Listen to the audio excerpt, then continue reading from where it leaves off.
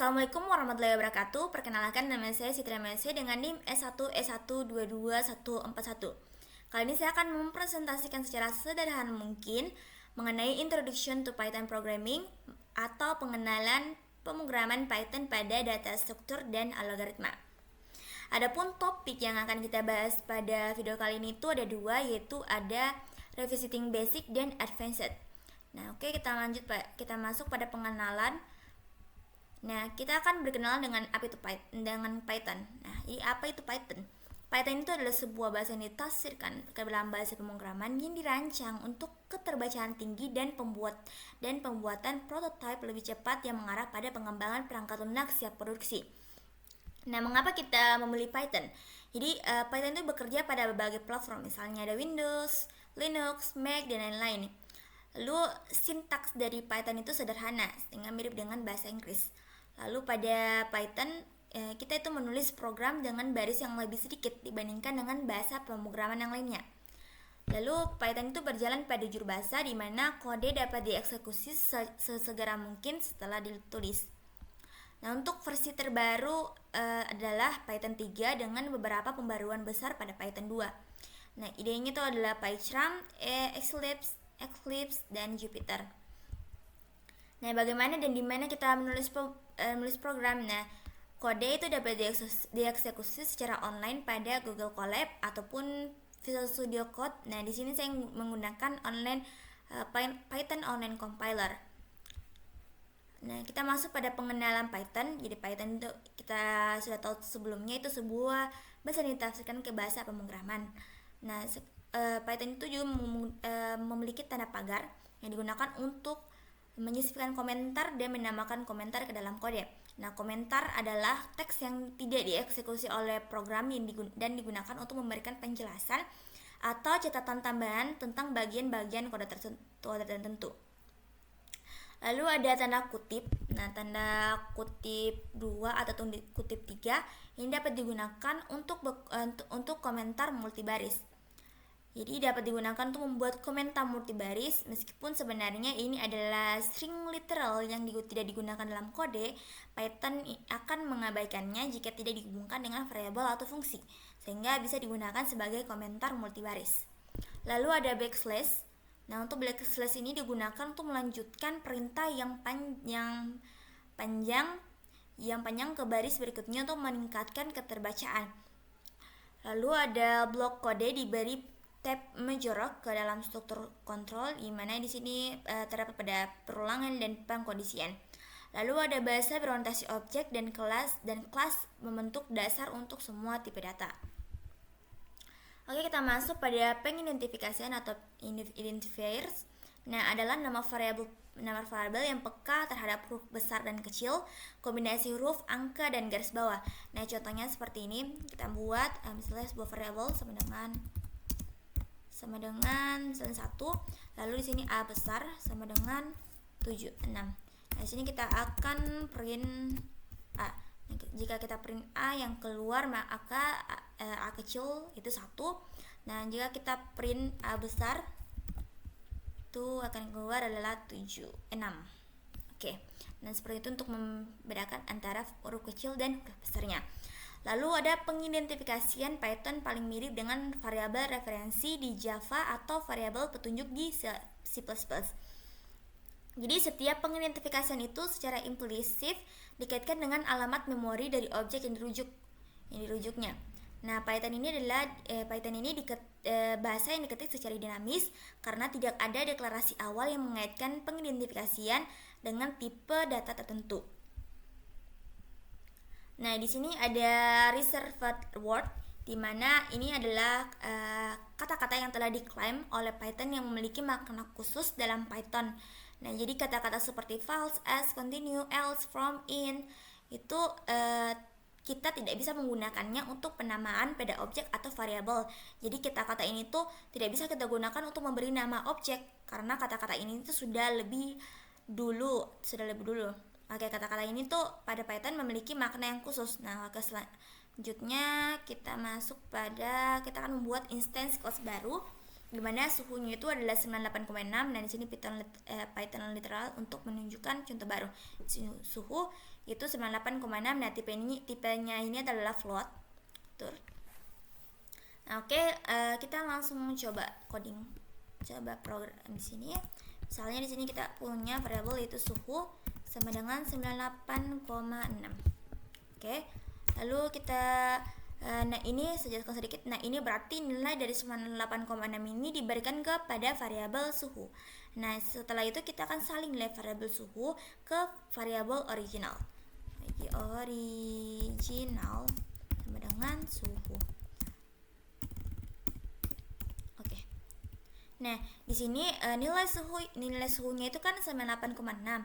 Nah, jadi dengan kata lain itu variabel original ini sekarang juga menyimpan nilai dari suhu yaitu 98,6. Nah, kita akan print. Kita akan cetak. Nah, kita akan cetak untuk mencetak nilai yang ada dalam variabel original ini. Jadi original. Oke, taran. Nanti yang akan keluar adalah 98,6. Nah, seperti itu contohnya. Lanjut, yang kita lihat di sini dulu ada yang namanya class description dan immutable.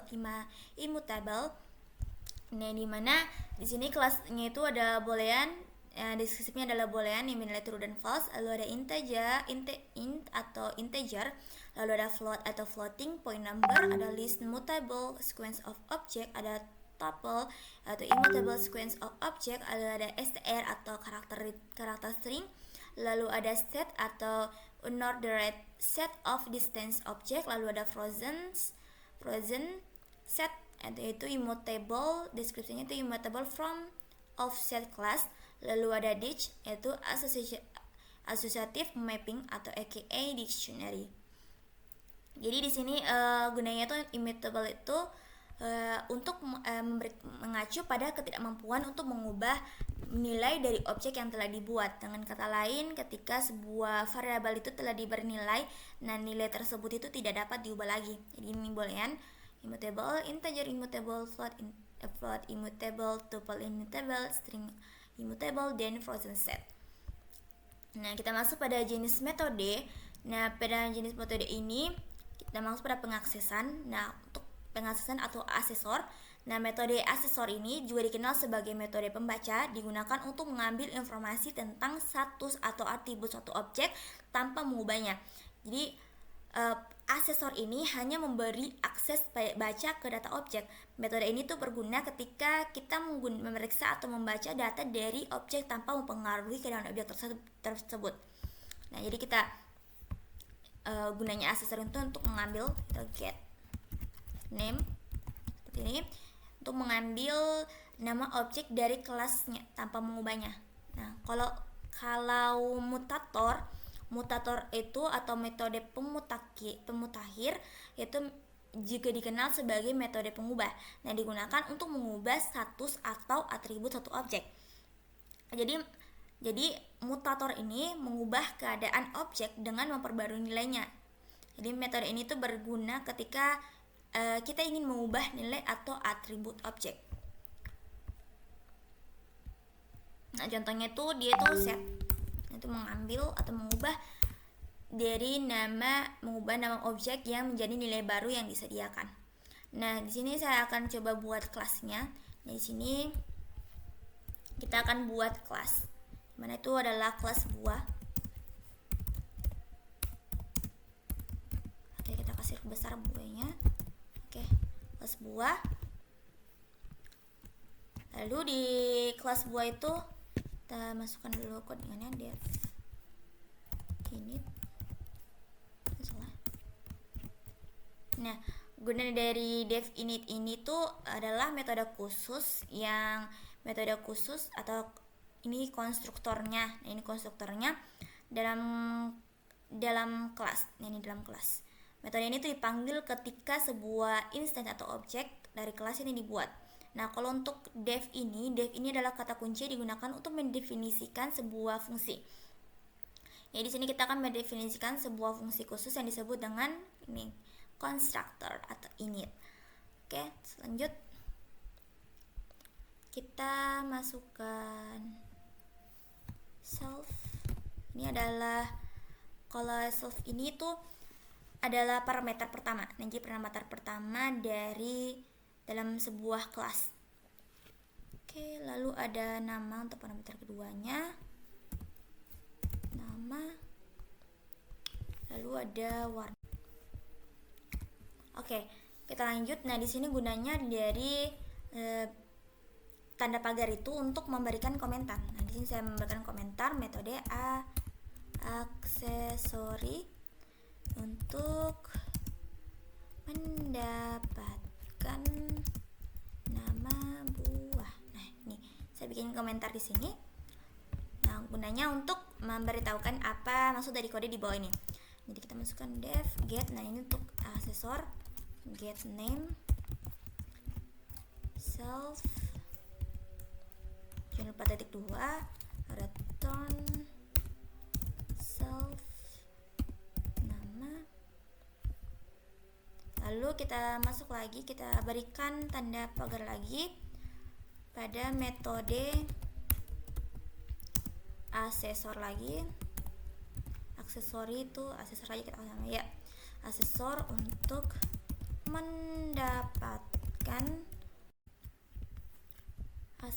mendapatkan warna buah, warna, terus self, lalu return self warna.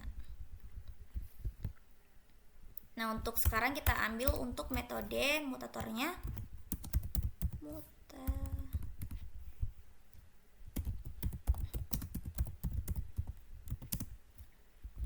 Metode mutator untuk memperbarui warna buah.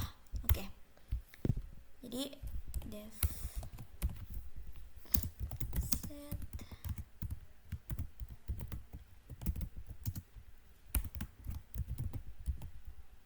self dan new.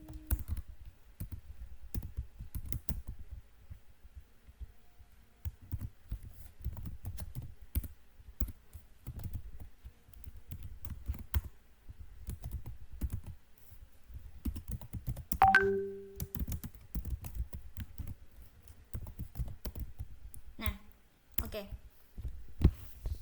Nah, contohnya seperti ini. Kita akan coba print untuk metode aksesornya.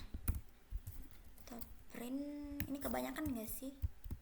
Oke, ini kebanyakan ya. Untuk metode aksesor untuk mendapatkan nama buah dan warna buah. Oke. Sini kita akan print nama buahnya itu soalnya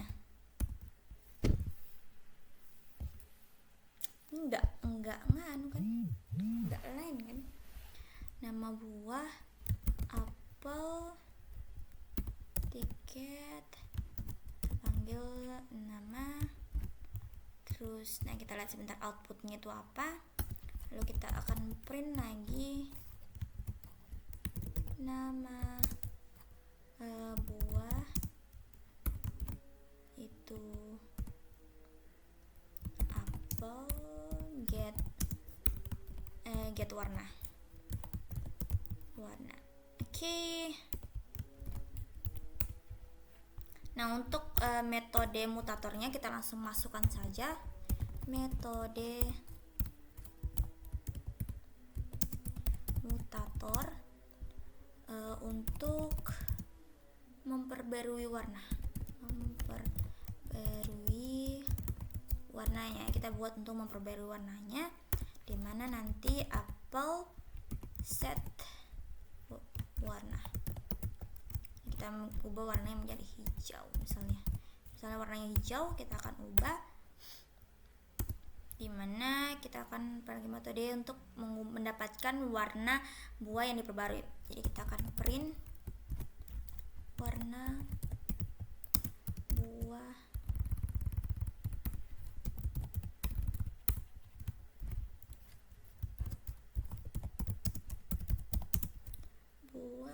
setelah diperbarui.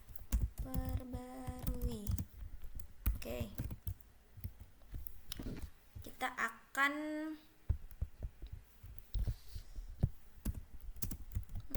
get apelnya,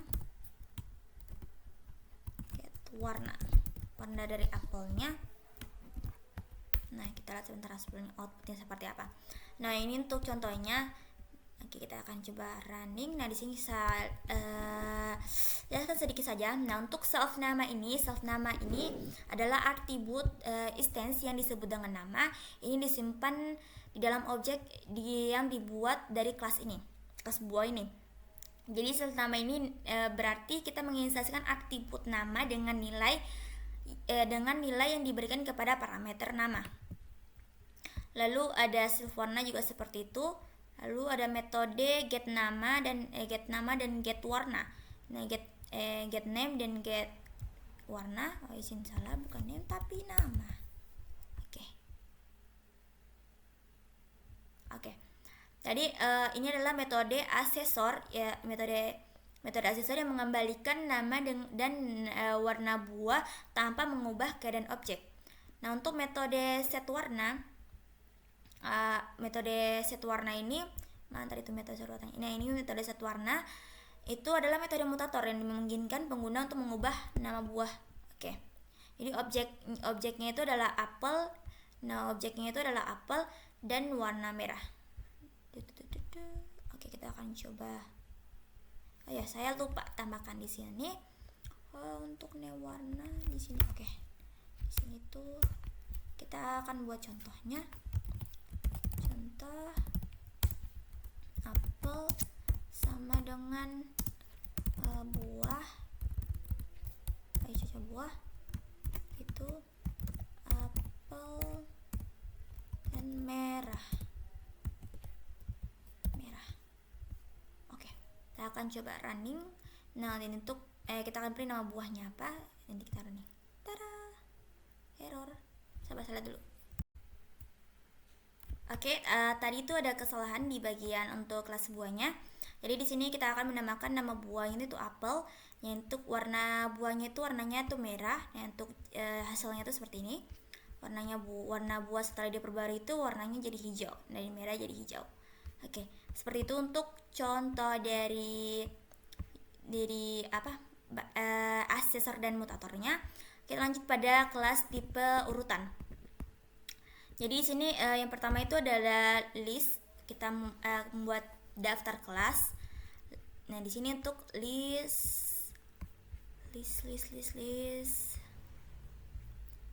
Ada the list class, lalu ada the tuple class, ada the string class dan the set frozen class. Oke, di sini kita masuk pada the list class, di mana daftar adalah struktur list atau daftar adalah struktur referensial karena secara teknis menyimpan serangkaian referensi ke elemen-elemennya. Nah, jadi kelas list ini adalah salah satu dari banyak tipe data bawaan yang disediakan oleh Python. Nah, ini adalah jenis koleksi yang dapat menampung sejumlah item dalam urutan tertentu. Nah, list ini dapat berisi item-item dengan tipe data yang berbeda seperti string, angka, atau bahkan objek-objek yang lebih kompleks. Nah, contohnya penggunaan list itu seperti ini yang kita akan mencoba membuat list. Yang kita hapus dulu ini.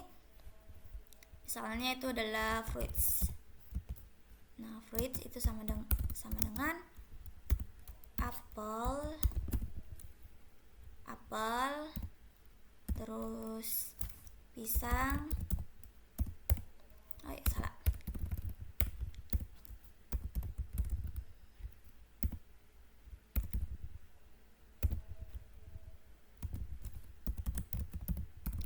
Ya, ini kenapa tidak bisa ini?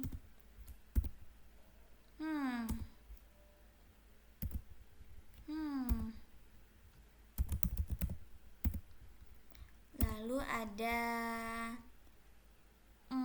jeruk.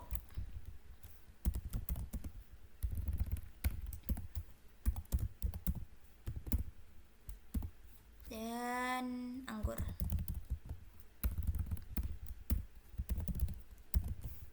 Oke. Jangan lupa tutup kurungnya. Oke, jika sudah kita akan kasih number atau angka. Kita kasih angka yaitu 1, 2, 3, 4, dan 5. Oke. Nah, sekarang kita akan mix listnya. Kita akan mix list. Jadi kita akan mix listnya mana apple dan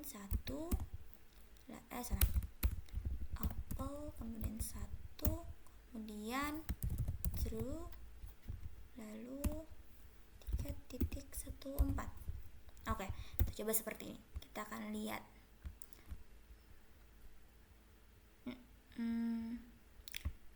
Oh iya, saya belum print. Di sini kita akan print mix list. Oke. Nah, jadi setelah kita memix tadi jadi apple 1 true dan 3.4. Nah, seperti itu untuk list. Nah, untuk yang lain misalnya kita masuk pada kelas tuple. Nah, ini untuk kelas tuple, mana kelas tuple. Nah, ini kelas tuple itu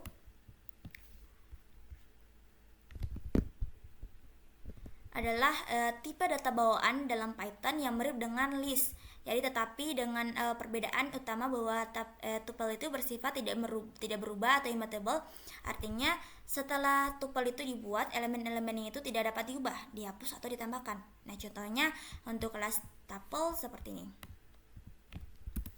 Misalnya kita membuat tuple. Nah, di sini kita akan membuat tuple dengan menggunakan tanda kurung dan tanda kurung biasa dan memasukkan elemen-elemennya dipisahkan oleh koma. Misalnya tadi fruits lagi. Kita kasih kembali saja. Nah, sini kita punya apel, pisang, oranye dan anggur. Lalu kita punya angka 1, 2, 3. Di sini kita tidak menggunakan tanda kurung siku, tapi kita menggunakan tanda kurung seperti ini. Nah, ini untuk metode list kita menggunakan kurung seperti itu. Oke, satunya hilang.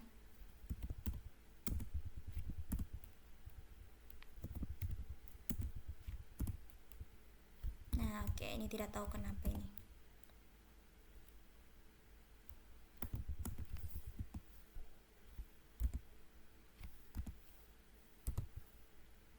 Oke. Seperti itu. Oke, seperti ini. Tapi kita pakai tanda kurung. Nah, untuk listnya juga, ini bukan list tapi kita ganti tuple. Nah, oke, seperti ini. Tuple. Oke.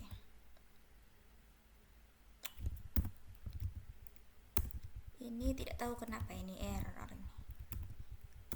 Oke, sini kita klik apple. Terus 1.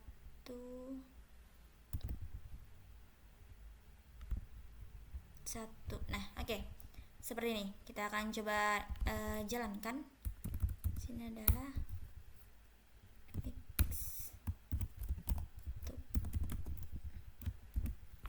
Oke, kita akan print. Ini nanti hasilnya. Oke, error. Saya lihat dulu. Pada bagian pertama itu ada angka 1, 2, 3, 4, 5. Lalu kita lihat pada line pertama itu adalah apel, pisang, dan anggur. Lalu kita beri true apel. Oh ya, di sini.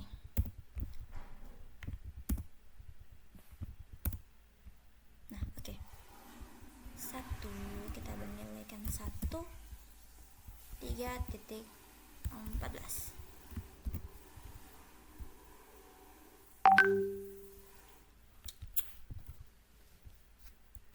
Oke, di sini tadi ada kesalahan dan sekarang kita coba jalankan. Nah, jadi nanti yang terprint atau tercetak itu adalah apel 1 dan 3,14. Nah, itu untuk list apel. Lalu selanjutnya kita akan membuat string class atau kita akan buat string class. Nah, kelas string ini adalah tipe data bawaan dalam Python yang mewakili teks atau string. Jadi string ini adalah kumpulan karakter seperti huruf, angka, atau simbol yang diapit oleh tanda kutip tunggal atau tanda ganda. Jadi contohnya kita akan menggunakan kelas string. Nah, di sini kita akan memberikan contoh, misalnya kita akan memberikan contoh, misalnya saya punya string 1 itu sama dengan halo. Lalu untuk string 2 itu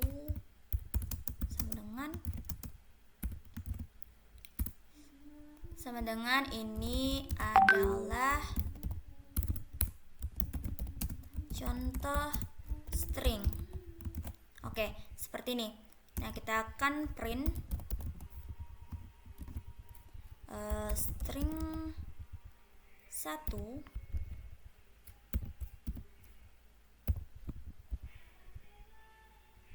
akan print 1, lalu kita akan print string 2 tuh 5. Oke, kita akan coba jalankan. Bismillah. Oh ya, tanda kurungnya lupa, tutup kurung.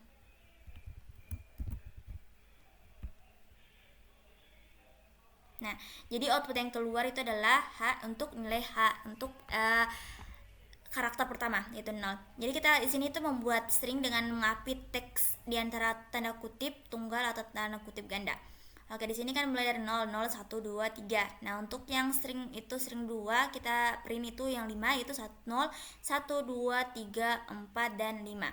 Nah, ini. Jadi tanda spasi itu tetap dihitung juga. Oke, lanjut lagi.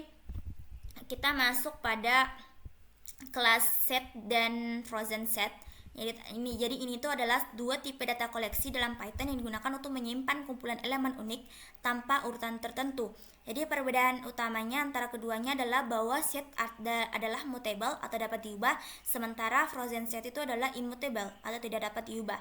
Jadi kita lihat sini kelas setnya. Nah, kita akan coba lihat. Dan untuk kelas set itu digunakan untuk himpunan atau set yang mutable dari elemen-elemen unik. Nah, itu jadi ini itu mengatur kelas mewakili pengertian matematika tentang himpunan, yaitu kumpulan elemen tanpa duplikat dan tanpa urutan yang melekat pada elemen. Nah, keuntungan utama itu menggunakan kumpulan dibandingkan dengan daftar adalah bahwa ia mempunyai metode yang sangat optimal untuk memeriksa apakah elemen tersebut terdapat dalam kumpulan. Nah, ini tuh berdasarkan pada struktur data yang disebut dengan tabel hash. Nah, ada dua batasan. Yang pertama itu tidak memperkenalkan elemen dalam urutan tertentu. Lalu yang kedua itu hanya instance dengan tipe yang tidak dapat diubah yang dapat ditambahkan ke dalam kumpulan Python yang seperti integer, float, string, tuple, dan frozen set. Jadi set beku kelas ini adalah bentuk tipe himpunan yang tidak dapat diubah. Jadi himpunan ini menggunakan kurung kerawal sebagai pembatas suatu himpunan. Nah, contohnya misalnya di sini 17 merah, hijau, biru dan tidak mewakili seperti ini. Nah, kita buat contohnya. Misalnya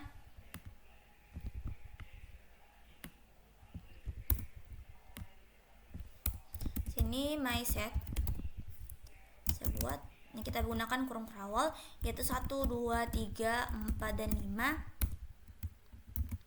Untuk kurung kerawal, lalu kita akan print my set. Nah, kita nanti outputnya ini apa? Nanti outputnya adalah 1, 2 dalam kurung 1, 2, 3, 4, 5. Nah, lanjut misalnya kita akan print lagi my set. Misalnya kita akan add, lalu tambahkan 6. Oh ya, tadi sebelumnya salah tadi. Kita tambahkan lagi, misalnya di sini kita ingin menambahkan 1, 2, 3, 4 dan 5 dan 6. Jadi kita panggil lagi my set. Nah, kita menggunakan add untuk menambahkan, lalu kita ingin tambahkan itu 6. Jadi kita akan print my set. Oke, seperti ini. Nah, nanti outputnya itu akan seperti ini, 1, 2, 3, 4, 5 dan 6.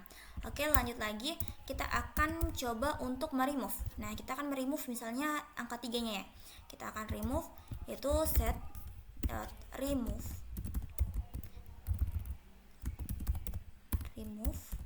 remove.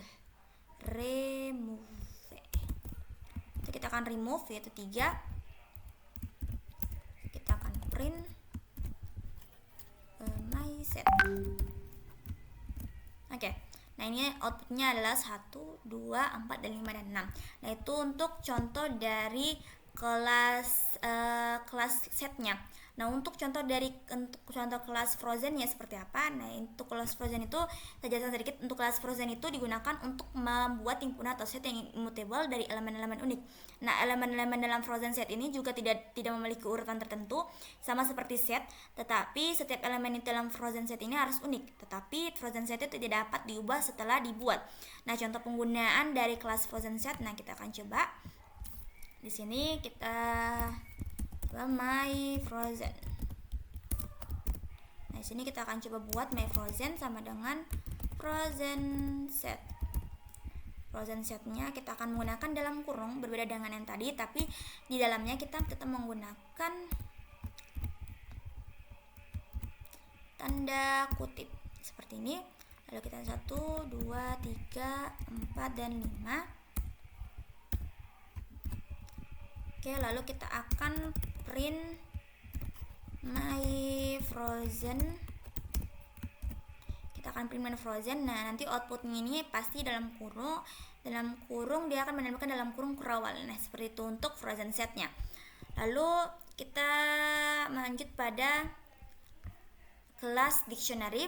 Nah, jadi kelas dictionary adalah tipe data bawaan dalam Python yang digunakan untuk menyimpan kumpulan pasangan kunci nilai yang tidak berurutan.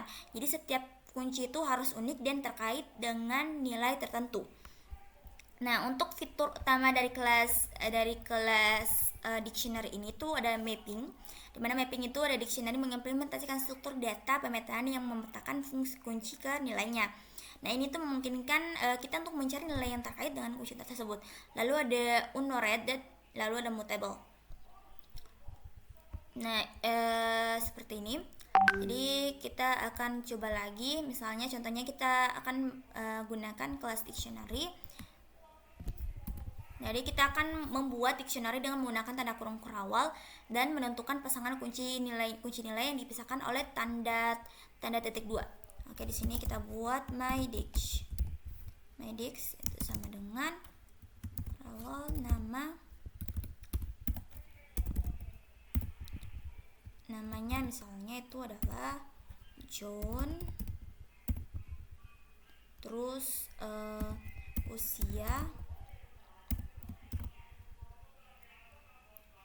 misalnya itu adalah 30. Lalu kotanya itu di Jakarta misalnya.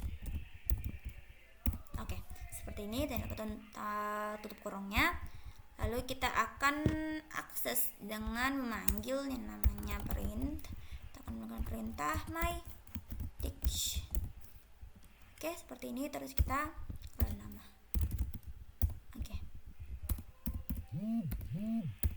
Oke. Nah, nanti output yang keluar kalau kita memanggil nama, maka output yang keluar adalah John.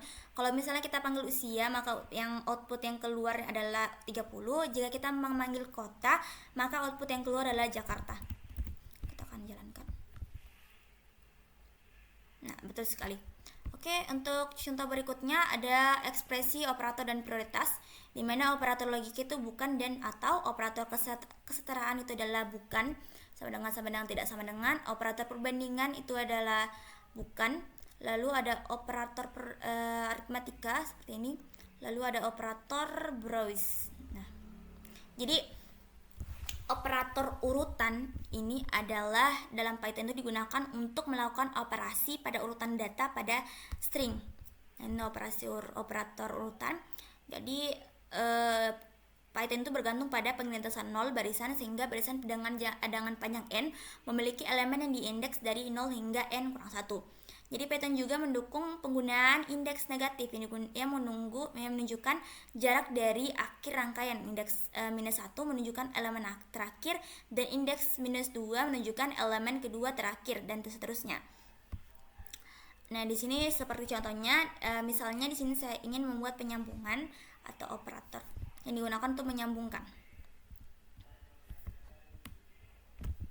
Misalnya di sini string, di sini kita bikin untuk penyambungan itu string 1, misalnya adalah hello, lalu string 2 sama dengan word. Oke, lalu kita result 1 itu sama dengan string 1 di plus dengan string 2. Nah, untuk resultnya ini kita akan panggil dulu result.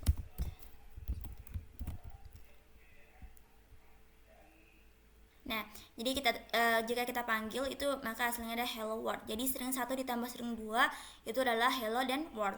Nah, kalau kita ingin menambahkan spasi bisa. Jadi di sini kita bikin koma seperti ini. Lalu kita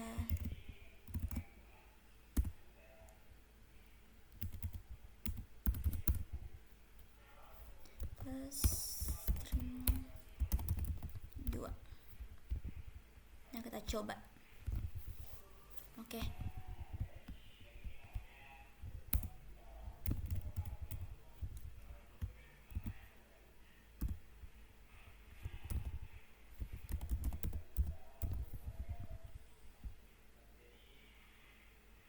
Oh ya, seperti itulah. Untuk seperti tadi. Seharusnya bisa sih, tapi saya tidak tahu ya kenapa tidak bisa. Oke, hello world. Untuk menambahkan spasi antara hello dan world seperti itu. Oke, lanjut. Misalnya kita ingin perulangan. Nah, untuk perulangan itu kita ganti sini. Langsung kita ganti saja yaitu ABC. Lalu untuk resultnya itu result 3 misalnya. Kita akan print itu sama dengan string 3, string 1 kita kalikan 3. Nah, seperti ini. Kita hapus saja dulu ini. Kita akan print result 3.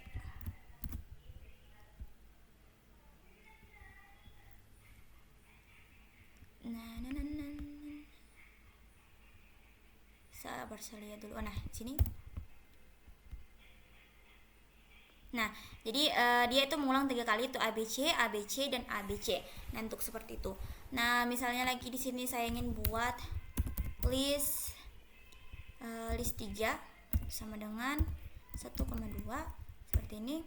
Lalu kita akan result 4 itu sama dengan list 3 kita kali dengan 2. Nanti hasilnya itu akan seperti apa? Kita akan print dulu result 4. Oke. Nanti hasilnya adalah 1212 sebanyak 2 kali. Oke, baik, kita akan lanjut pada gambar berikutnya ini. Yang berikutnya itu menampilkan bahwa operator yang dapat digunakan untuk mengoperasikan sequence.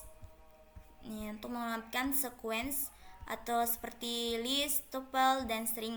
Nah, di Python ini kita akan memberikan contoh, misalnya sintaks XJ tadi. Nah, sintaks XJ yang tadi ini. Untuk kita akan bisa misalnya kita ingin buat S itu sama dengan 10, 20, 30, 40, dan 50. Oke. Seperti ini. Lalu kita akan print kita akan print S2. Nah, kita akan lihat outputnya apa. Nah, jadi outputnya 30. Jadi 10 dan 2. Nah, kita akan lanjut lagi untuk misalnya contoh berikutnya kita akan mengambil slice dari elemen mulai dari index start hingga index stop. Dan di sini kita coba lagi S1020, kita akan hapus lagi di sini. kita akan coba print S dari 1 ke 4. Oke, nanti dia akan menampilkan output dari 20, 30 dan 40. Nah, betul sekali. Oke. Baik, sekarang kita lanjut lagi untuk operator untuk kamus. Nah, jadi operator yang ini dapat digunakan untuk mengoperasikan set di Python. Nah, untuk seperti ini, key-in. Nah, misalnya saya ingin coba yang ini, di key-in. Ya, kita akan coba di sini kita menggunakan tanda kurung seperti ini. Kita coba ulang saja. Jadi kurung 10, 20, 30, 40, 50. Lalu kita akan print. Nah, di sini kita akan print yaitu 3 in S. Nah, kita akan lihat output yang keluar itu pasti adalah true. Jadi 3 itu ada di false. Ya, itu adalah false. Nah, karena di sini tidak ada, karena 3 itu tidak ada di S. Jadi di sini akan 10, 20, 30, 40, 50. Nah, kalau misalnya di sini saya klik 30 in S. Nah, baru ada. Kita lihat. True. Nah, betul sekali seperti itu. Nah, untuk yang berikutnya misalnya di sini saya coba lagi untuk yang bagian nih. Yang bagian misalnya kurang dari misalnya seperti itu, kita akan coba lagi. Nah, di sini itu S1 itu akan sama dengan 1,2. Lalu kita S2 itu sama dengan 1,2,3. Lalu yang berikutnya kita akan print, dimana kita akan print S1 itu lebih dari sama dengan S2. Nah, untuk outputnya ini pasti adalah true. Jadi S1 itu lebih besar sama dengan S2. Oke, bernilai true. Ya, bernilai true. Nah, untuk onion yang berikutnya itu ada S1 dibanding dengan S2.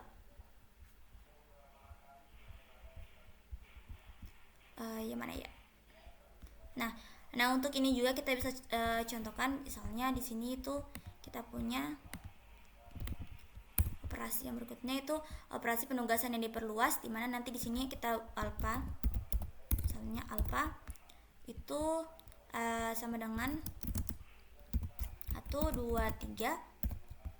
Kita masukkan, lalu kita masukkan variabel berikutnya adalah beta, itu akan sama dengan alpha. Jadi dia akan mengambil nilai dari beta itu akan mengambil nilai dari alpha.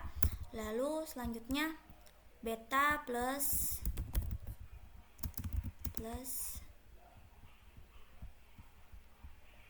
sama dengan 4,5 plus sama dengan 4,5. Oke, seperti ini. Lalu beta sama dengan beta ditambah dengan 6 dan 7. Oke, seperti ini. Kita akan print alpha,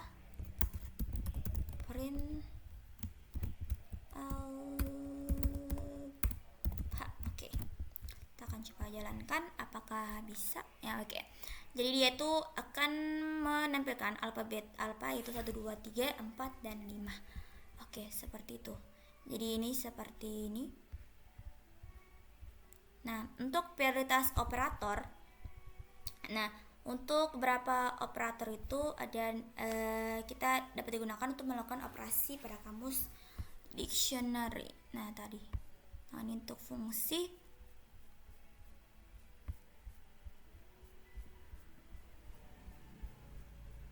Oke.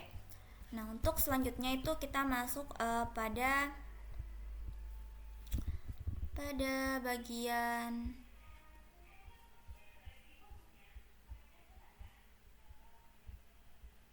untuk dictionary itu, dalam dictionary atau kamus, Nah, untuk extend assessment, nah itu operator yang digunakan untuk memperbarui nilai variabel dengan menggabungkan operasi matematika atau operasi lainnya dalam penugasan. Nah, untuk precedence, nah seperti tadi contohnya, untuk precedence adalah aturan yang menentukan urutan evaluasi dalam ekspresi yang mengandung beberapa operator. Operator dengan precedence yang lebih tinggi dievaluasi lebih dahulu daripada operator dengan precedence yang lebih rendah.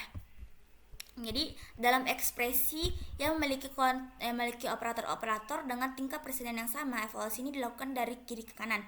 Namun kita bisa mengubah urutan evaluasi dengan menggunakan tanda kurung untuk mengelompokkan operasi yang ingin dievaluasi.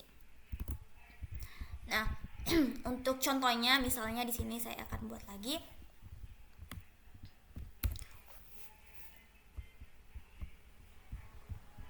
Nah, misalnya di sini kita akan mengambil perkalian dan pertambahan. Nah, di sini kita buat result sama dengan 2 ditambah 3 dikali dengan 4. Nah, kita akan print result. Nah, jadi outputnya adalah 2 tambah 3 jadi 3 kali 4 12 tambah 2 ya. Nah, outputnya adalah 14. Lalu misalnya di sini saya ingin masukkan dalam kurung, misalnya 2 plus 3 itu kita kalikan dengan 4. Nah, jadi hasilnya ini apa? Ada 2 tambah 3 kan 5. Nah, 5 dikali 4 adalah 20. Hasilnya ya betul sekali 20. Jadi pemahaman tentang urutan precedence operator itu sangat penting untuk menghindari kesalahan evaluasi dalam kode. Jadi untuk memastikan bahwa ekspresi di evaluasi itu sesuai dengan yang kita harapkan. Nah, untuk berikutnya ada control alien atau control flow, di mana di sini itu kita memungkinkan untuk mengontrol bagaimana program dieksekusi berdasarkan kondisi-kondisi tertentu. Nah, misalnya kita buat if statement.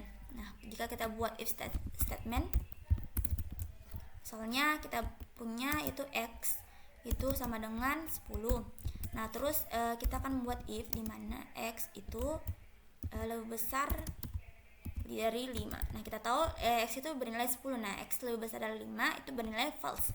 Bernilai true. Maka kita akan print x yang lupa titik 2-nya, di mana x itu lebih besar dari 5. Oke, kita akan jalankan. Saya lihat dulu di sini x kecil, x lebih besar dari 5. Nah, oke, di sini saya lupa titik 2-nya. Oke, kita run. Line 3 print. Nah, ya, x lebih besar dari 5. Nah, oke, untuk seperti itu. Kalau misalnya untuk while loop, nah di sini kan kita sudah punya x sama dengan 10. Nah, di sini kita ganti jadi 0. Lalu kita ganti jadi kita akan masuk pada perulangan while, di mana while misalnya x-nya itu lebih kecil dari 5. 0 itu lebih kecil dari 5. Apakah betul? Nah, kita akan print x. Kita akan print x di mana x itu plus sama dengan 1. Oke. Kita akan coba running. Dan nanti tampilannya itu akan turun ke bawah, di mana dimulai dari angka 0, yaitu 0, 1, 2, 3 dan 4 dan 5. Jadi 5 ini adalah indeksnya, misal kita akan hitung dari sini 0, 1, 2, 3, 4. Nah, sini 5. Jadi 1, 2, 3, 4 dan 5. Oke, lanjut lagi pada bagian function atau fungsi. Nah, istilah fungsi digunakan untuk mendeskripsikan fungsi tradisional tanpa kewarganegaraan yang dipanggil tanpa konteks kelas tertentu atau turunan dari kelas tersebut. Nah, seperti misalnya lebih dari B, maka diurutkan dari datanya. Nah, misalnya di sini function itu adalah blok kode yang digunakan untuk melakukan tugas tertentu dan dapat dipanggil atau dijalankan berulang kali dalam program. Nah, contohnya di sini saya coba fungsi untuk menjumlahkan bilangan. Nah, jadi kita panggil def add. Nah, kita tambah add. Kita akan menambahkan number. number yaitu x, y. Lalu jangan lupa titik 2. Nah, di sini kita akan return atau ulang kembali yaitu x plus y.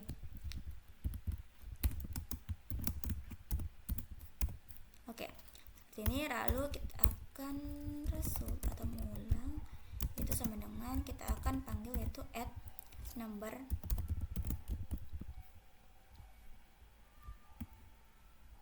yaitu 3,5. Lalu kita akan print jadi hasil penjumlahan. Nah, untuk kita masukkan resultnya. Nah, oke. Kita coba cek dulu. Oke, di sini kurang. Oke, seperti ini kita coba running.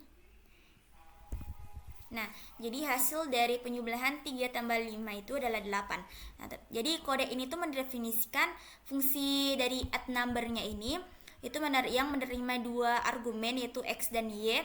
Nah, nanti itu akan dijumlahkan dan akan result atau mengembalikan hasilnya. Jadi fungsi ini kemudian dipanggil dengan argumen 3 dan 5. Dan hasilnya akan dicetak menghasilkan 8. Oke, setelah fungsi, nah untuk objek yang dikirim oleh pemanggil saat memanggil fungsi adalah parameter sebenarnya. Nah, untuk fungsi polymorphic itu lebih dari satu kemungkinan tanda panggilan sampai nilai parameter default. Nah, untuk ini bagian parameter bawaan, nah nanti def book. Nah, seperti ini. Nah, di sini adalah def count-nya atau data targetnya dari tanda tangan dari fungsi tersebut. Lalu ini untuk body functionnya itu. Lalu di sini diakhiri dari fungsinya itu return n. Nah, kita masuk pada masukan atau keluaran berkas IO. Nah, di sini kita bisa lihat. Oke, baik, di sini kita lanjut untuk input, output, file dan IO itu. Nah, untuk input itu untuk membaca input dari pengguna. Nah, kita menggunakan fungsi dari input. Nah, kalau output itu untuk menampilkan output kita menggunakan fungsi print. Oke, di sini misalnya kita akan contohkan seperti yang ini. Jadi kita kasih geser dulu di sini. Sabar. Oke, kita akan coba jalankan seperti ini.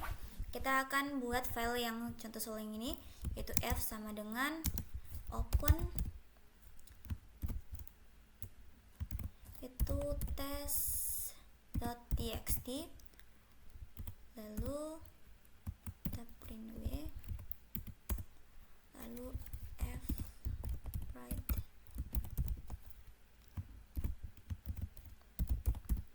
hello Python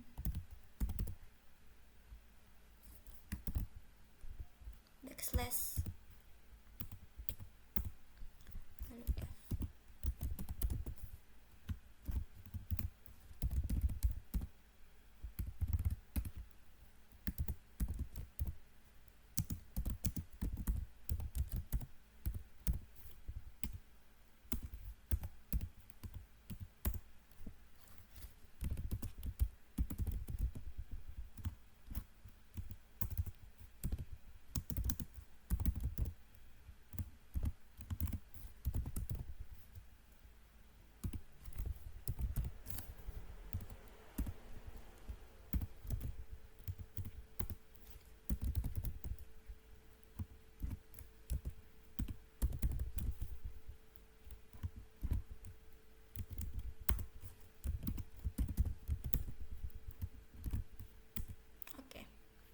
Coba jalankan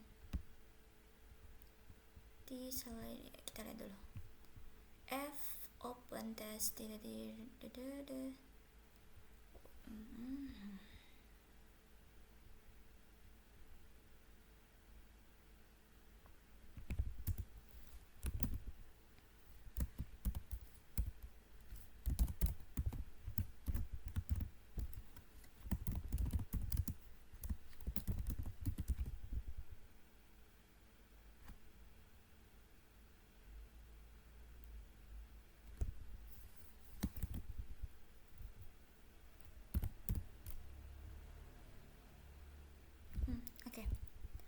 close, terus F open, test R print, F read, F close. Kita lihat hasilnya.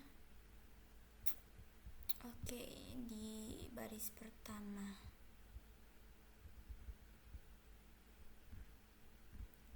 F sama dengan open.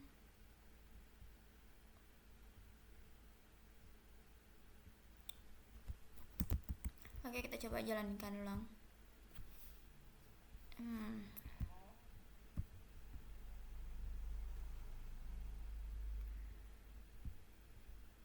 Line pertama. Oke, saya coba cari dulu yang salahnya bagian mana. Oke, line pertama test txt.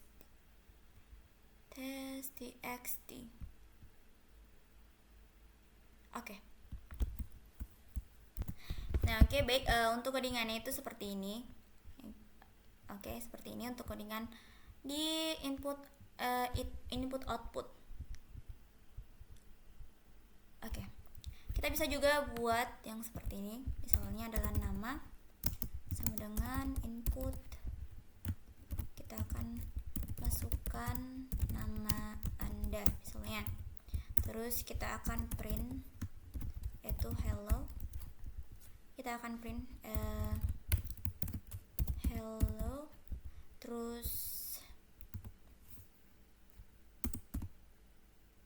kita akan plus dengan nama, lalu kita akan plus dengan seru. Oke, seperti ini. Kita akan coba jalankan. Di outputnya adalah masukkan nama Anda, misalnya Eping. Nah, oke, jadi hello Eping. Nah, seperti itu. Untuk contohnya, itu seperti itu contohnya. Untuk IO itu, kalau untuk file IO-nya itu Python menyediakan beberapa cara untuk bekerja dengan file. Nah, misalnya untuk membuka file menggunakan fungsi open. Lalu untuk membaca ini fungsi open untuk menggunakan fungsi open untuk membuka file. Lalu untuk membaca file menggunakan metode read. Nah, ini read. Lalu readline atau readline untuk menulis ke file itu kita menggunakan metode write. Nah, ini. Lalu untuk menutup file itu kita menggunakan close. Nah, seperti ini. Oke. Sekarang kita lanjut lagi untuk penanganan dan pengecualian. Nah, untuk expression penanganan atau pengecualian expression handling. Nah, untuk expression handling dalam Python itu adalah mekanisme yang digunakan untuk menangani error atau pengecualian yang terjadi pada saat program dijalankan. Dengan expression ini handling kita dapat memastikan bahwa program tetap berjalan meskipun terjadi error yang tidak terduga. Nah, pengecualian ini adalah peristiwa yang terjadi selama eksekusi program yang mengganggu aliran normalnya. Nah, hal ini mencakup dua tugas utama, yaitu lemparkan pengecualian yang tidak sesuai atau naikkan atau tegaskan, dan jalankan fungsi yang sesuai dengan menangkap pengecualian berikut. Nah, seperti ini. Ajukan pengecualian yaitu instance. Nah, ini x-25. Lalu kita akan coba coding. Oke, di sini kita akan coba try. fp sama dengan open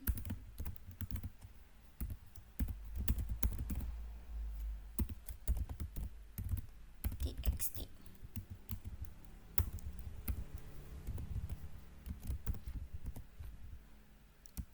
Misalnya itu io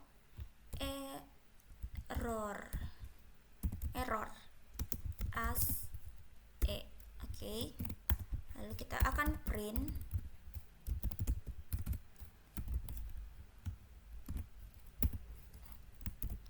unable to open the file. Lalu kita akan print lalu kita akan black slash. Nah, di sini kita akan black slash. Lalu kita masukkan lagi n. Nah, di sini kita akan masukkan umur atau age. Nah, sama dengan -1. Lalu kita masukkan pengulangan di mana age itu kurang dari sama dengan 0. Lalu kita akan try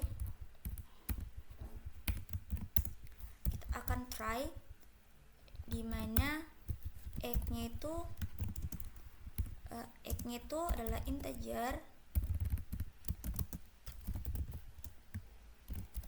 Kita akan input, masukkan, enter name, enter your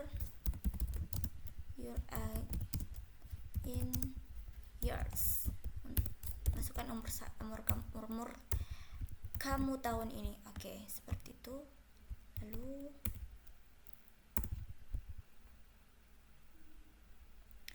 Lalu if x itu kurang dari sama dengan 0, maka kita akan print your egg must be positive. Oke. Lalu kita akan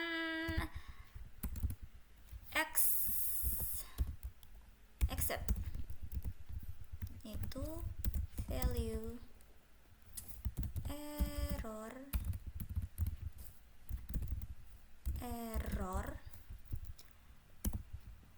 lalu error.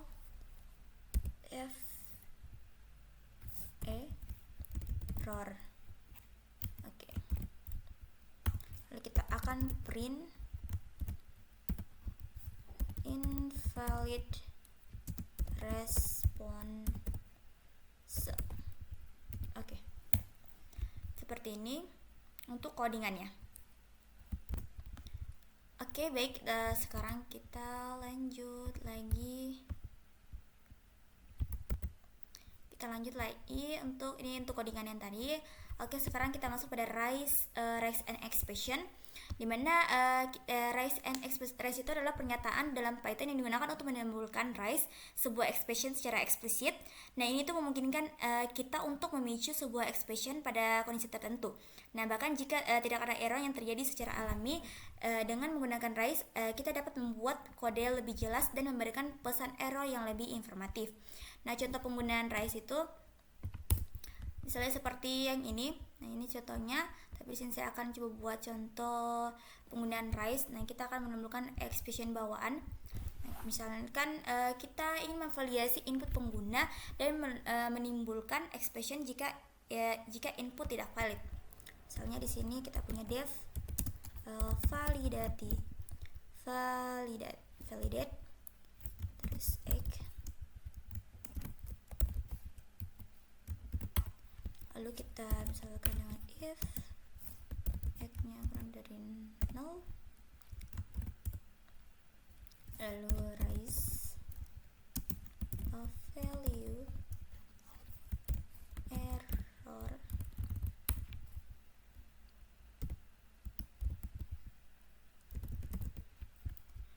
error maka umur tidak bisa negatif.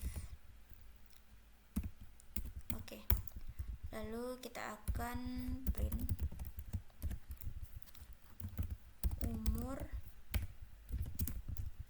valid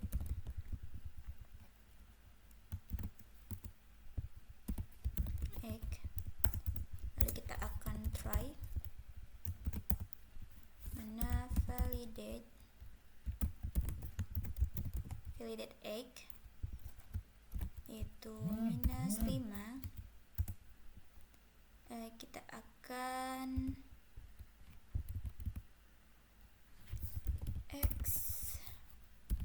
accept a value error as a. Lalu kita akan print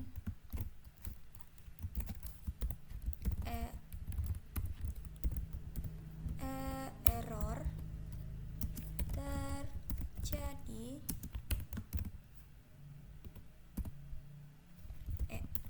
Oke. Seperti ini untuk codingannya.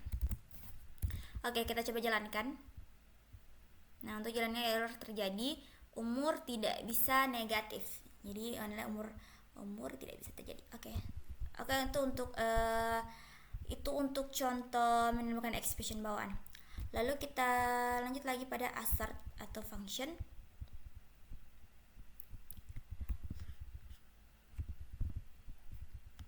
Nah, untuk contohnya itu assert atau function itu seperti ini. Kita coba jalankan dulu. Nah, untuk fungsi tegaskan, nah seperti ini kita masukkan, ini digunakan untuk menegakkan suatu kondisi. Nah, ini tuh menimbulkan pengecualian ketika kondisi tidak terpenuhi.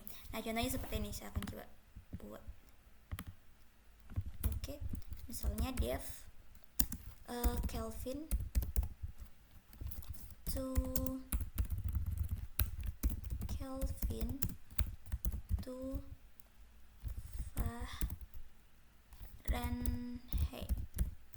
Fahrenheit.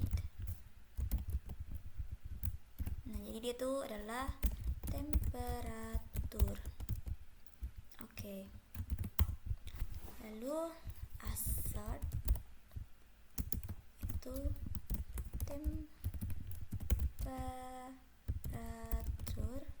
temperatur itu adalah 0.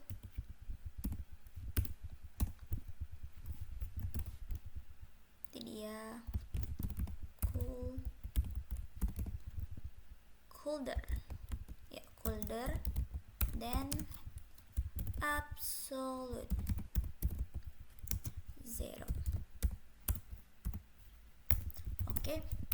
Lalu untuk returnnya atau pengulangannya yaitu temperatur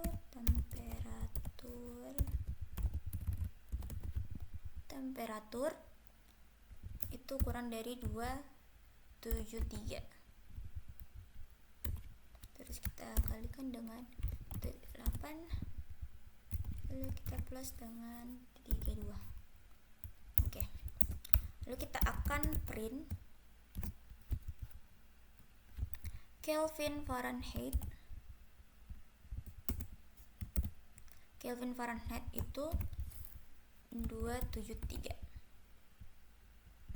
Lalu untuk print kedua yaitu integer Kelvin Fahrenheit itu 578. Oke, lalu kita print lagi Kelvin Fahrenheit itu -5. Oke, seperti ini untuk codingannya. Nah, oke, kita coba jalankan. Nah, jadi dia 32 dan 451. Oke, untuk seperti itu. Nah, lanjut pada jenis pengecualian. Nah, untuk jenis pengecualian ada expression, atribut, everything. Nah, ini untuk deskripsinya seperti ini. Lalu kita masuk pada iterator dan generator. Nah, untuk iterator dan generator, nah di sini sebuah iterator adalah objek yang mengelola iterasi melalui serangkaian nilai. Nah, jika saya adalah sebuah iterator, setiap panggilan ke fungsi bawaan berikutnya saya menghasilkan elemen berikutnya dari rangkaian yang mendasari. Nah, itu untuk iterator dan generator.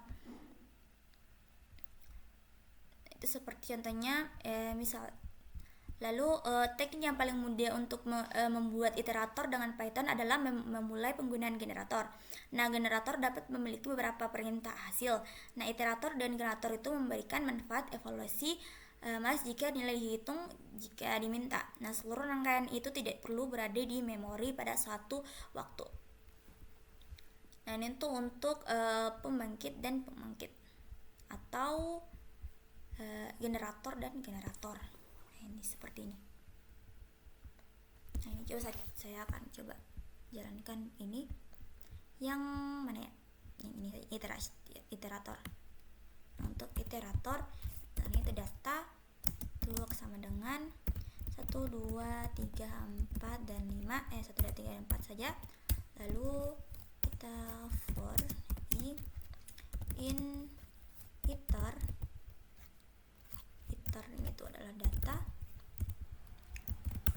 Lalu kita akan print data itu i dikurang dengan 1.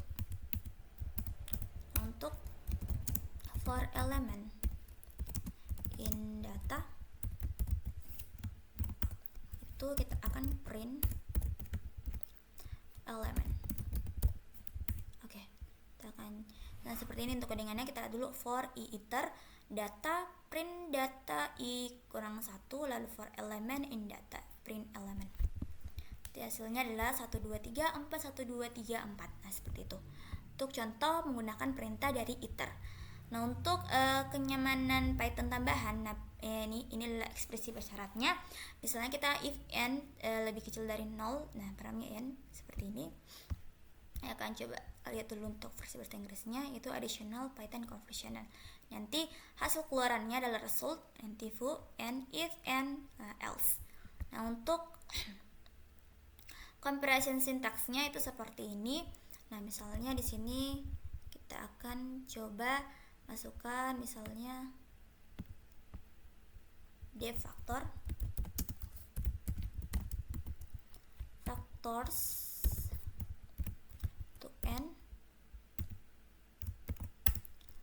lalu untuk f nya itu sama dengan, lalu for in range itu adalah 1 plus dengan n plus 1.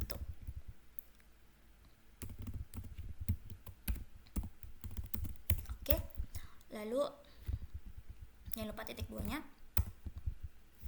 Lalu if dimana n itu kita moduluskan dengan k, maka akan sama dengan 0. Lalu kita akan masukkan append, kita akan append k, lalu kita akan ulang lagi sampai itu menghasilkan k. Oke, k itu yang sama dengan 10. Return f. Nah oke, kita akan print factors of 100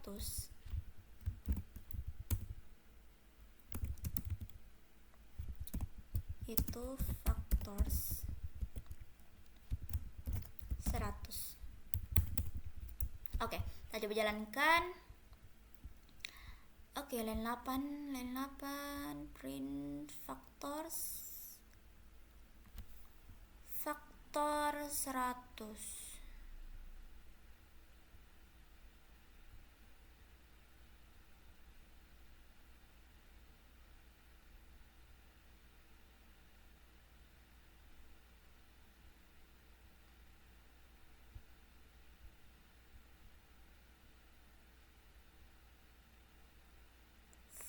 Factor 100.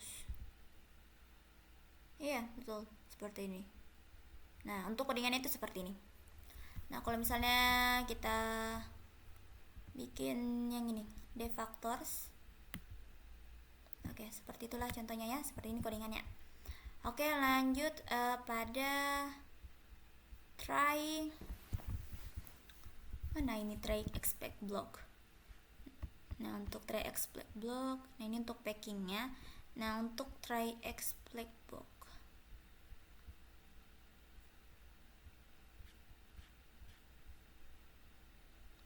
jadi ini untuk comprehension sintaksnya. Jadi ini adalah list comprehensionnya. Nah ini untuk setnya, nah ini untuk generatornya dan dictionary-nya. Jadi sintaks generator sangat menarik ketika hasil tidak perlu disimpan di dalam memori. Nah misalkan untuk menghitung jumlah n kotak pertama, nah sintaks generator itu total sama dengan sum. Nah lalu seperti ini lebih disukai daripada pengguna pemahaman daftar yang dibuat secara eksplisit sebagai parameter. Lalu untuk packing dan unpacking sequence, nah untuk automatic packingnya atau pengepakan otomatis. Nah, jika serangkaian ekspresi yang dipisahkan koma diberikan dalam konteks yang lebih besar. Nah, ekspresi tersebut akan diperlakukan sebagai satu tuple meskipun tidak ada tanda kurung yang disertakan. Misalnya ini datanya itu sama dengan 2468 akan menjadi tupelnya dalam kurung 2468. Lalu ada salah satu kegunaan umum packing dengan Python adalah kapan mengembalikan beberapa nilai dari suatu fungsi. Nah, ini return x, y seperti itu. Lalu ada pembongkaran otomatis mengizinkan seseorang untuk menetapkan serangkaian pengidentifikasian individu ke elemen urutan. Nah, BCDE ini adalah range dari 7 ke 11. Lalu untuk tugas serentak atau simulation assessment. Nah, oke, untuk itu misalnya itu kombinasi pengepakan atau pembongkaran otomatis. Nah, X, Y, Z itu X-nya itu bernilai 6, Y-nya itu bernilai 2 dan Z-nya itu bernilai 5. Dengan pertukaran nilai, misalnya izin temp-nya itu J. Nah, J itu kita ambil K. Nah, K itu temp. Nah, jadi akan J dan K dan K dan J. Nah, ini pakai def Fibonacci. Nanti akan menghasilkan def Fibonacci A, B dan 10 sama dengan 0,1 well true dan yield.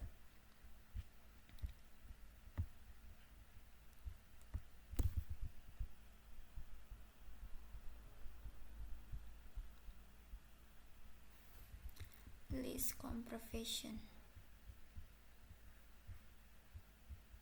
Nah, tadi list comprehension ini adalah cara ringkas yang untuk membuat list baru dan dengan sintaks yang lebih mudah dibaca.